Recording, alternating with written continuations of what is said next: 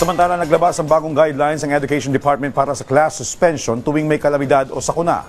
Ang detalye sa report ni Carlo Candelaria.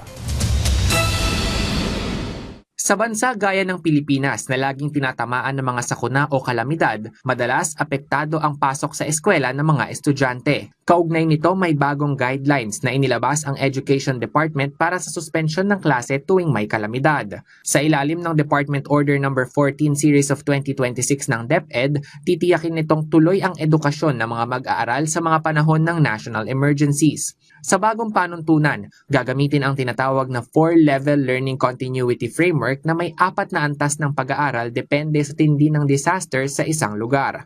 Ang unang antas ay ang hayo o ang pagpapatuloy ng normal na in-person classes kung ligtas ang lahat at maayos ang paligid. Ikalawa ang hinay kung saan marahan lamang ang mga talakayan at maaaring ilipat ang mga estudyante sa distance learning tulad ng online classes.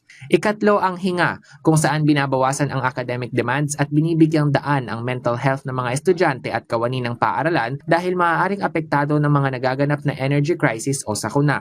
At ang ikaapat ay ang hinto o ang ganap na pagpapatigil ng lahat ng uri ng pag-aaral dahil nasa matinding panganib ang kaligtasan ng mga estudyante. Sa pamamagitan ng order na ito, binibigyan ng karapatan ang mga school heads na magpasya kung ano ang angkop na antas ng pag-aaral kapag may suspension ng klase. Otorisado na rin ang mga pinuno ng mga paaralan na makipag-ugnayan sa mga schools division superintendent at lokal na pamahalaan para magpatupad ng ibang learning modes na dati nang ginagamit. Depende sa kalagayan ng kanilang komunidad tulad ng kapag nagtataas ang pag-asa ng mga wind signal tuwing may bagyo o rainfall warning alerts. Ayon sa DepEd, layo ng bagong emergency guidelines na gabayan ang mga guro sa kanilang pagtuturo at suportahan ang kanilang mental health kapag may sakuna o krisis. Malaki rin ang maitutulong ng bagong polisiya upang maiwasan ang learning loss ng mga estudyante nang hindi nasasakripisyo ang kanilang kapakanan.